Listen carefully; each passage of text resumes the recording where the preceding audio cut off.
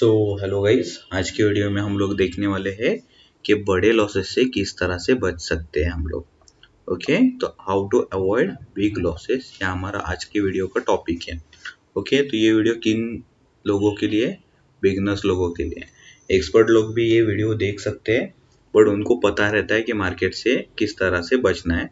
तो ये video totally beginners के लिए है। ओके, तो हम लोग यहाँ पे क्या करने वाले हैं, आगे देखने वाले हैं कि लाइक मार्केट से किस तरह से बच सकते हैं हम लोग। ओके, तो हम लोग अगर मार्केट में एक डीमेट अकाउंट ओपन करते हैं तो वहाँ पे हम लोग कौन से सेगमेंट ट्रेड कर सकते हैं? इक्विटी ट्रेड कर सकते हैं, एफएनओ ट्रेड कर सकते हैं, कमोडिटी ट्रेड कर सकते हैं, करेंसी भी ट्रेड कर सकते हैं।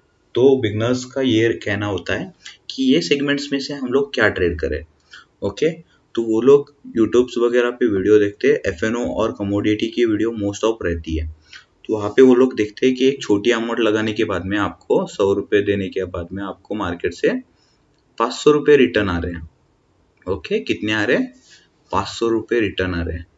ओके, तो वो लोग ऐसा सोचते हैं कि हम लोग एफएनओ ट्रेड करेंगे, तो यहाँ पे वो फंस जाते हैं। एफएनओ में क्या होता है, बहुत सारी ऐसी चीजें रहती है जो हिडन रहती है, वो बिगनर्स के लिए पता नहीं रहती, जैसे कि अल्फा डीके हुआ, बीटा डीके हुआ, जो ये चीजें हैं वो पता नहीं होती क्यों, या फिर एक्सपायरीज रहती है, वो चीजें पता नहीं रहती। वो लोग होल्ड करते हैं फ्राइडे के दिन या फिर थर्सडे के दिन ही वो लेते हैं ट्रेड, और उनको पता नहीं रहता कि थर्सडे को एक्सपायरी रहती है, और एक्सपायरी में उनका पूरा टोटल कैपिटल वाइप आउट हो जाता है। वो लोग इंट्राडे करते हैं। इंट्राडे को कैसे रहता है कि लाइक मार्केट क्लोज होने से 15 मिनट पहले आपकी पोजीशन आपको एग्जिट करनी पड़ती है, नहीं तो जो आपका जो ब्रोकर रहेगा वो खुद आपकी पोजीशन एग्जिट करेगा, उसको जहां चाहे वहां पे वो एग्जिट कर सकता है। तो ये चीजें पता नहीं रहती। तो अवॉइड क्या करना है आपको? एफएनओ अवॉइड करना है, कमोडिटी अवॉइड करना है, करेंसी अवॉइड करना है। ये अवॉइड करना है आपको मार्केट में, यहाँ पे ट्रेड नहीं लेना है अगर आप बिगनर हो तो। ओके, तो ट्रेड किस में करें? Equity will be a best option for beginners. क्यों? क्योंकि इक्विटी बहुत सेफ है। इक्विटी में लॉसेस बहुत कम होते हैं, और हुए तभी भी वो इंसान सह सकता है। मार्केट को वो गैम्बल नहीं करेगा, फिर बोलेगा नहीं कि मार्केट ने इतना पैसा लिया, क्योंकि एफएनओ में गया तो बहुत पैसा जाता है, आया तो बहुत पैसा आता है, ऐसा है। तो इक्विटी में वैसा नहीं है, आपके 100-200 रुपये जाएंगे, उतना वो बेयर कर सकता है, यानी उतना लॉसेस वो सहन कर सकता है बिगनर रहा तब। ओके, तो इस वजह से क्या होता है, आपका कैपिटल सेफ रहेगा। ओके, तो कैपिटल सेफ रहेगा तो आप ट्रेडिंग को कंटिन्यू कर सकते हो। ओके, तो इस वजह से वो क्या होता है कि लाइक मार्केट में आपको ट्रेडिंग करने के लिए एक ज़्यादा टाइम पीरियड मिल जाता है। अगर आप इक्विटी में ट्रेड कर रहे हो तो एफएनओ में कर रहे रहेंगे आप ट्रेडिंग, तो एफएनओ में अगर बहुत बड़ा लॉस हुआ तो आप लोग क्या कहोगे कि नहीं, तो टोटली ये जो है ट्रेडिंग है वो सट्टा बाजार है। यहाँ पे क्या करोगे आप? बाजार को दोष देते बैठोगे, पर आपको पता नहीं है कि आपका नॉलेज बहुत कम है यहाँ पे, ये चीज आप इग्नोर करते हो, यहाँ पे मार्केट को दोष देते बैठते हो। तो पहला क्या करना है आपको, इक्विटी में स्टार्टिंग की ये कुछ दिन कुछ महीने ट्रेड करना चालू करो, एफएनओ वगैरह में मत घुसो। ओके, जो हमारा नेक्स्ट जो है स्लाइड वो क्या है, how to prevent your capital from losses. आपका जो कैपिटल है उसको लॉस से किस तरह से बचाया जाए, वो हम लोग यहाँ पे देखने वाले हैं। तो जैसे कि मैंने प्रीवियस इसमें बताया स्लाइड में, पहले जो 6 महीने है आपको इक्विटी में ही ट्रेड करना है। इक्विटी में पे आपको इंट्राडे नहीं करना है, लॉन्ग टर्म पे पोजीशंस लो, देखो मार्केट किस तरह से वर्क हो रहा है, और उस बेस पे आपके एंट्री एग्जिट बनाओ और ट्रेड करो। ओके, जो दूसरी चीज है यहाँ पे हम लोग देखेंगे वो है अवॉइड ओवर ट्रेडिंग। मार्केट में अगर आप इक्विटी भी कर रहे हो तो दिन में अगर आप बहुत ज्यादा ट्रेड लेते रहोगे तो यहाँ पे आपका ओवर ट्रेडिंग की वजह से लॉस हो सकता है। तो ओवर ट्रेडिंग दिन में करना नहीं चाहिए। दिन में आप कितना ट्रेड करो? 3 ट्रेड करो दिन में, बस बहुत हो गया, दिन में 3 ट्रेड भी बहुत हो गए। ओके, जो तीसरी चीज है वो क्या है, रिवेंज ट्रेड नहीं करना है मार्केट में। रिवेंज ट्रेड क्या होता है, अगर आपका 100 रुपये का नुकसान हो गया यहाँ पे, कितने का, 100 रुपये का लॉस हो गया, तो आप लोग वो 100 रुपये मार्केट से रिटर्न गेन करने के लिए आप लोग फिर से ट्रेड करते हो और उस चक्कर में आप मार्केट को 200 दे देते हो। तो ये हो गया रिवेंज ट्रेडिंग। रिवेंज ट्रेडिंग की वजह से भी बहुत बड़े लॉसेस होते हैं, ये चीज याद रखना है। जो तीसरी चीज है यहाँ पे वो है मोस्ट इम्पॉर्टेंट, चौथी चीज है हमारी स्टॉप लॉस। बहुत लोग क्या करते हैं, स्टॉप लॉस लगाते नहीं है। स्टॉप लॉस क्या होता है उनको पता नहीं होता। एज ए बिगनर रहे तो आपको पता नहीं होता कि स्टॉप लॉस क्या होता है, कैसे लगाते हैं। तो जब भी मार्केट में आप पहले एंटर करोगे ये चीजें सीखना जरूरी है। ओके, मार्केट में सबसे इम्पोर्टेंट चीज जो है वो स्टॉप लॉस है। क्यों?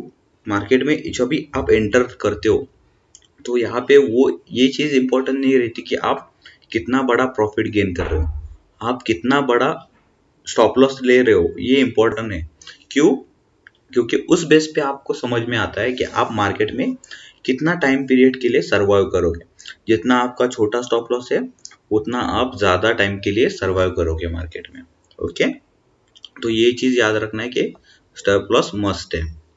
जो हमारी पांचवी चीज है वो है 1:2 का रेशियो में आपका प्रॉफिट होना चाहिए। यानी आप अगर मार्केट को 1 रुपया दे रहे हो, देने की ये रख रहे हो, कॉन्फिडेंस रख रहे हो कि लाइक मार्केट में अगर लॉस हुआ 1 रुपए का तो हमको चलेगा, तो आप मार्केट से 2 रुपए कमाओगे, ये कॉन्फिडेंस रखना चाहिए आपने।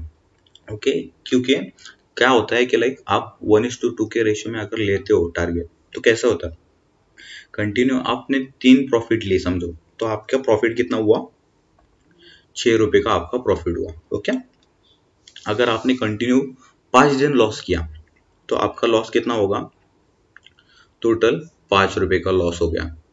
तभी भी क्या होगा, आपका 1 रुपए का प्रॉफिट रहेगा, बाकी रहेगा। तो ये तरीके से आप ज्यादा सर्वाइव कर सकोगे, इसके चांसेस बहुत ज्यादा होते हैं। तो इसीलिए आप 1:2 के रेशियो में यहाँ पे आप प्रॉफिट लेना सीखो। जो दूसरी लास्ट वाली हमारी इंपॉर्टेंट चीज जो है आपका जो रिस्क रिवॉर्ड है। ओके, रिस्क रिवॉर्ड क्या है आपका, 1:2 का रेशियो है। तो यहाँ पे क्या करना है, आपको एग्जिट नहीं करना है आपकी कौन सी भी ट्रेड। कब तक, जब तक आपका टारगेट हिट होता है या फिर आपका स्टॉप लॉस हिट होता है। अगर आपका स्टॉप लॉस हिट हुआ तो वहां से एग्जिट होना है। आपका टारगेट हुआ नहीं हिट तो आपको पेशेंसली वेट करना है।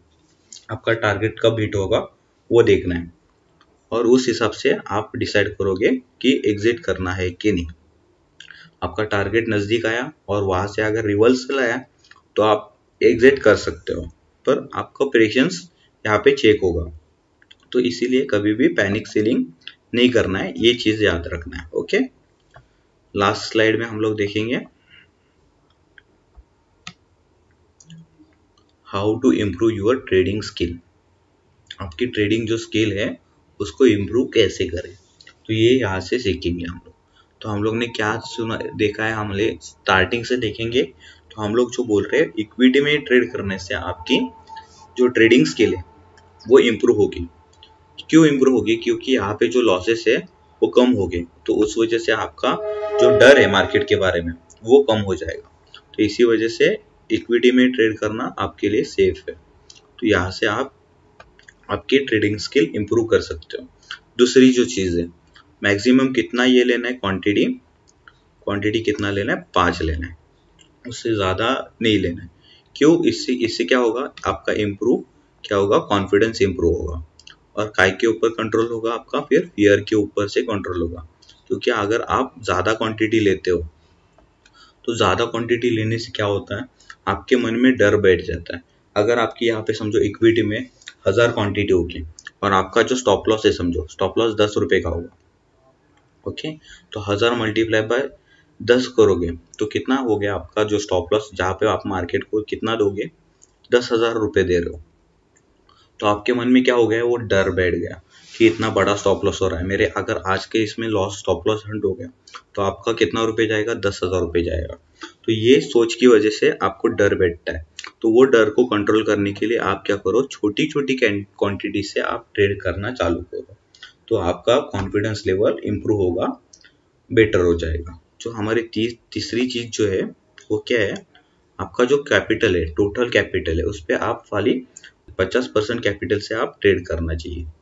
ओके, अगर आपके पास 1000 रुपये है, यहाँ पे आपके 1000 रुपये है समझो, तो आप उसमें से कितना रुपये लोगे, बस 500 रुपीज यूज करोगे, बाकी आपके अकाउंट में वैसे ही पड़े रहने दीजिए, उसको यूज नहीं करना है।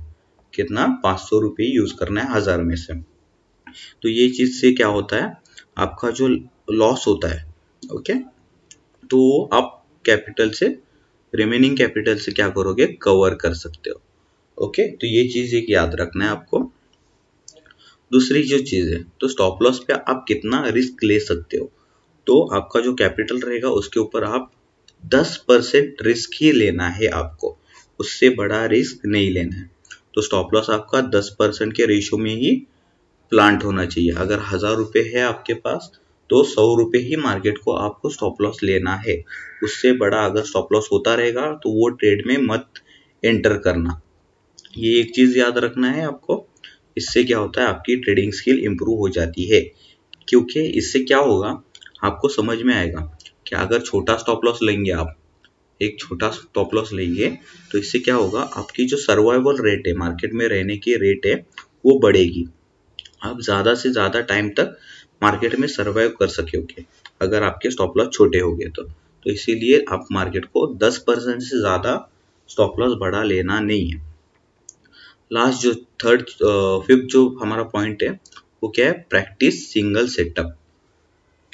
सिंगल सेटअप क्यों लेना है, अब कैसा रहता है कि लाइक मार्केट में अगर आप 10 चीजें सीख रहे हो, तो आपका कौन से भी इस पे एक्सपर्टीज नहीं होता, आप 10 चीजें थोड़ी थोड़ी थोड़ी थोड़ी सीखोगे।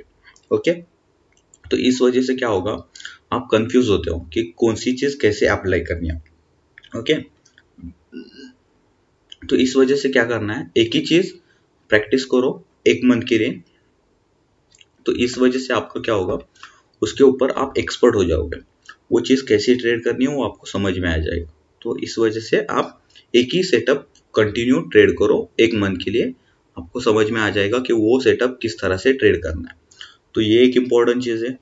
जो लास्ट चीज है हमारी, वो सबसे इम्पोर्टेंट है, लोग इसको कभी भी नहीं करते हैं। ओके, आपको कभी भी अपने जो ट्रेड लिया है उसमें नुकसान क्यों हुआ है वो लिख के लेना है।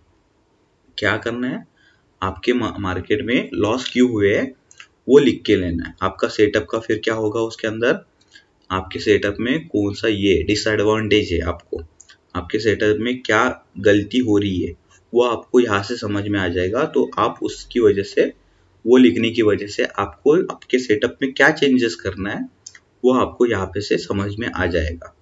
ओके, तो ये एक चीज करना है आपको। तो आज के लिए बस इतना ही, थैंक यू।